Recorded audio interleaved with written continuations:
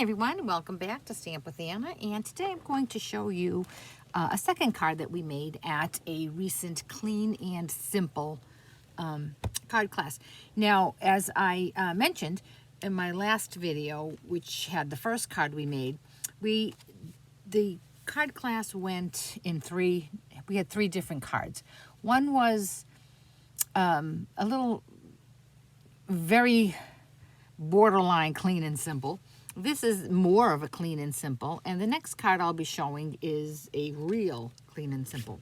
So this is the first one, and it's clean and simple, but it's borderline. It does have a lot of embossing and a lot of die cuts, and it's takes up more than, the design takes up more than 50% of the card.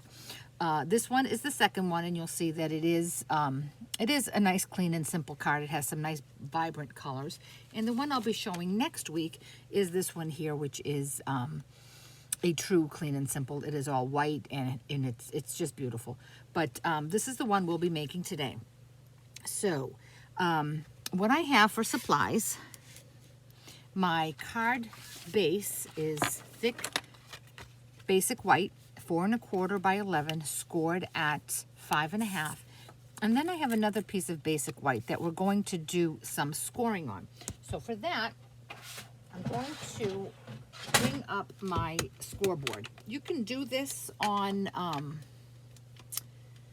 your paper trimmer, but I chose to use my scoreboard because I felt like it was easier for me than to having to keep stopping and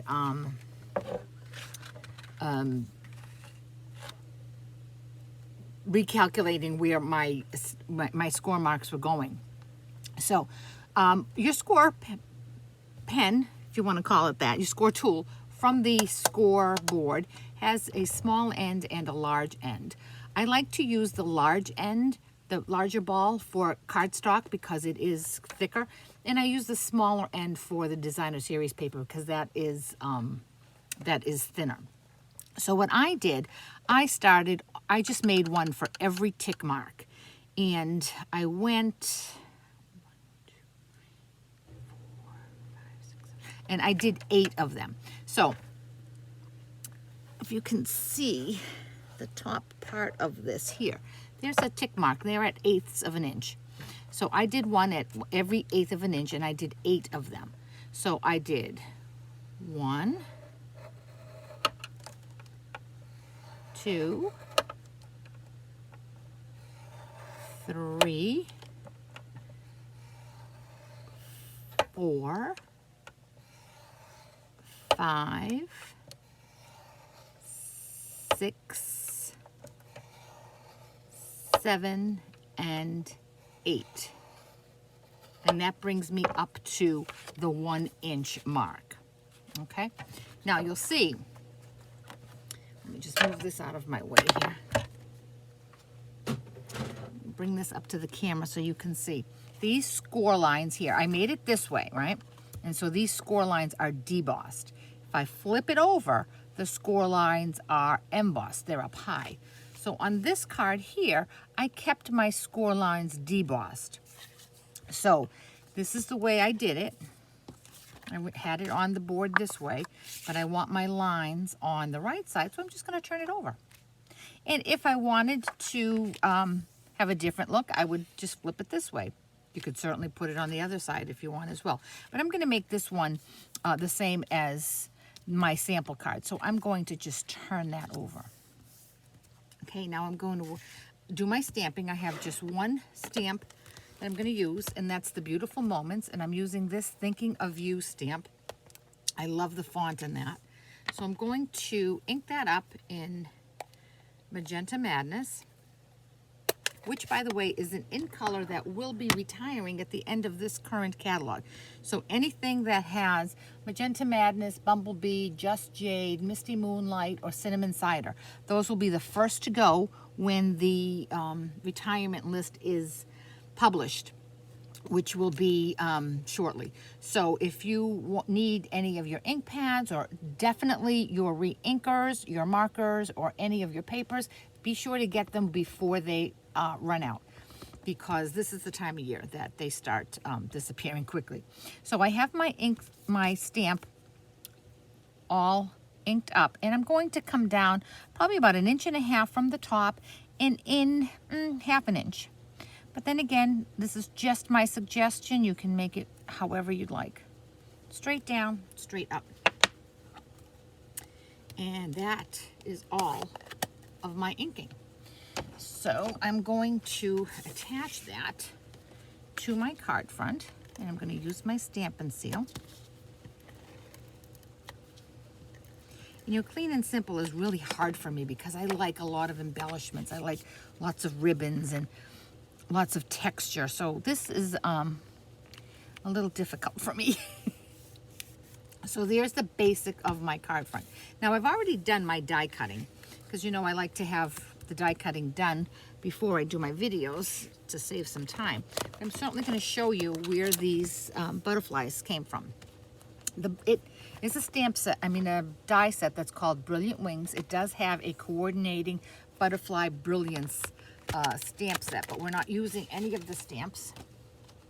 So the dies have all of these detailed butterflies in all these different colors, as well as this sheet here that die cuts the background. And then you have all of these additional ones. I like this brick. I've got to use that on a project, and I haven't come up with one yet. I keep saying I'm going to. So what I did to get my butterflies, I used Magenta Madness, and I cut it out of this butterfly right here. Now you'll notice this is all one piece. That's because the stamp is also all one piece. So you could stamp this whole thing and then die cut the whole thing. If you don't want to have it that way, you'd prefer them individual, I've seen demonstrators cut their stamps apart as well as their dies. That's totally a personal preference. But because I'm only going to die cut this one right here, what I did was I took a piece of scrap paper, let's just pretend this is the right color, and I put that under this die here and ran it through my machine. And my result was this beautiful, bright Magenta Madness background.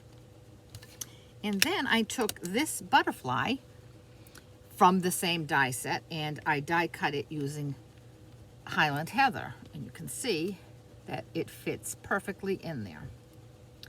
Okay, so that's how I got my butterfly. Now I'm going to attach my butterflies, and I have a glue pen, and I'm just going to add a little bit of adhesive just down the center of this, and I'm going to attach it. Center that up,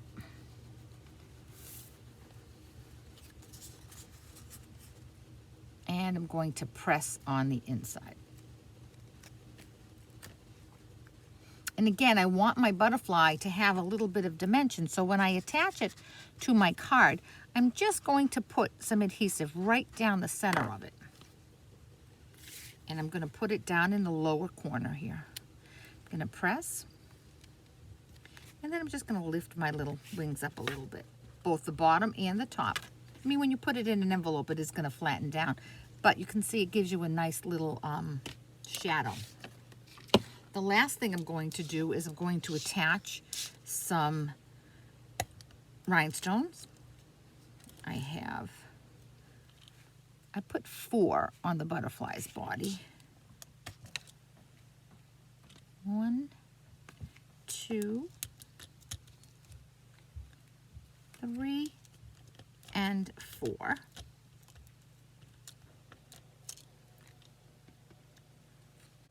And 4. And now I just want to do something on that side of my card as well. So I'm going to take a couple more jewels and just scatter them around. 1, and you know I like to do things in 3 because it's aesthetically pleasing. 1, 2, and 3.